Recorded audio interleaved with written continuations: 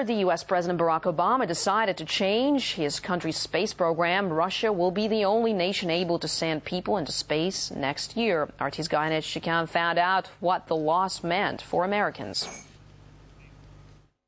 By the end of this year, NASA will no longer be able to send humans into space.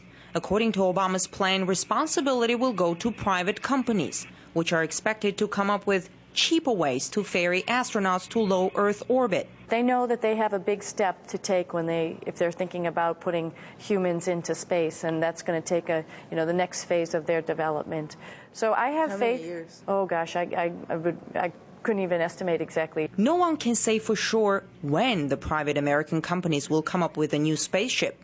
For years to come, it will be the Russian Soyuz that's going to be the only means for people to reach the International Space Station, which is perfectly fine with the leaders of Russia and the U.S., but doesn't sit well with many Americans. How could this happen? That we could make it to the moon first and build this wonderful equipment, and then and now we're reduced to being passengers on a Russian ship, and that's sort of it. It's a wounded pride thing. Wounded pride revealed itself in comments by some American lawmakers, astronauts, scientists, and former NASA officials. Comedians in the U.S. did not miss out on poking fun at American sense of pride.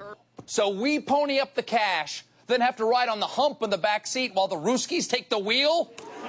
Yes. You know they're not going to let us touch the radio.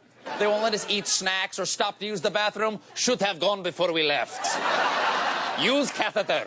But those in NASA who now actually work with the Russians, like astronaut Sonny Williams, have different sentiments. I couldn't imagine when I was growing up walking through Red Square or going to a Russian company and working hand in hand with my Russian colleagues, or going to their families' homes and having dinner with them, and likewise when they come to the U.S. And so I think maybe we're not competing, but we're working together. I think it's more of a time of joint cooperation and learning from one another that's just as healthy as the competition that we had in the past. It's not the first time Americans have to rely on the Russians to take their crew to space. They depended on Russian rockets during a 2-year grounding of U.S. spacecraft after the 2003 Space Shuttle Columbia disaster. Columbia exploded during re-entry into the Earth's atmosphere. All 7 crew members died. Shuttle's track record includes another tragedy. In 1986, the Space Shuttle Challenger broke apart 73 seconds into its flight. The Russian Soyuz proved to be the safest way to deliver people to space. And now with the shuttle retiring, it will be the only way. We're no longer racing against an adversary. We're no longer competing to achieve a singular goal like reaching the moon.